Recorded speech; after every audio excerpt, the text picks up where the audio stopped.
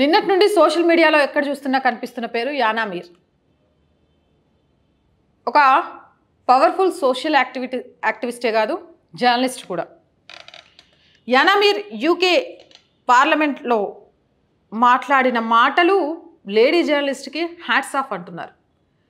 కాశ్మీర్లో ప్రజలు సంతోషంగా లేరు, భారతదేశంలో ఇంకా ముస్లిమ్స్ని అణిచివేసే ప్రయత్నం చేస్తున్నారు, ముస్లిమ్స్కి రక్షణ లేదు, ముస్లిమ్స్ బ్రతకలేకపోతున్నారు అని కొన్ని మీడియా సంస్థలు పనిగట్టుకొని ప్రపంచానికి వినిపించాలి అని ప్రయత్నం చేస్తుంటే యానా మీర్ లాంటి ఒక లేడీ భారతదేశ ఔన్నత్యాన్ని భయపడకుండా చెప్పింది. నిజంగా హ్యాట్స్ ఆఫ్ టు హర్. అసలు ఆమె ఏం మాట్లాడిందో ఒకసారి చూద్దాం.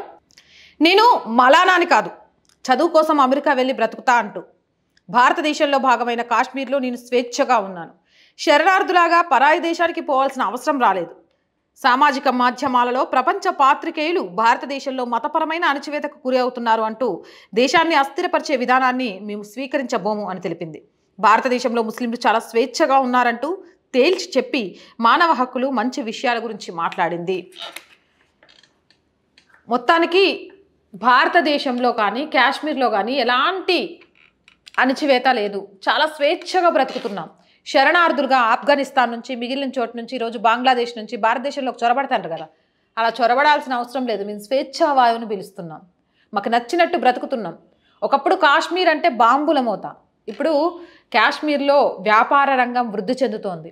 సచిన్ టెండూల్కర్ లాంటి వాళ్ళు రోడ్డు మీద క్రికెట్ ఆడగలుగుతున్నారు. ఒక స్నేహపూరిత వాతావరణం నెలకొంది. పాక్ ఆక్రమిత కాశ్మీర్ కూడా ఈరోజు భారతదేశంలో చేరడానికి సిద్ధమవుతుంది.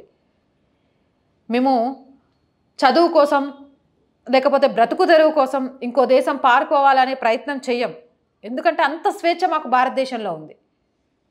ఇక కొన్ని మీడియా సంస్థలు పనిగట్టుకొని విషపూరితమైన వ్యాఖ్యలు చేయడం మానేయండి.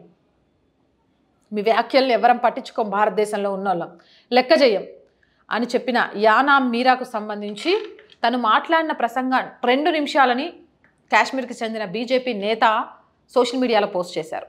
ఆ వీడియో వైరల్ కావడంతో ఆమెకు కొన్ని కాల్స్ వచ్చాయట, బెదిరింపు కాల్, పాకిస్తాన్ అటువైపు నుంచి ఆమెను బెదిరిస్తున్నారట. నిజాన్ని నిర్భయంగా చెప్తే బెదిరించే వాళ్ళని ఏమనాలి?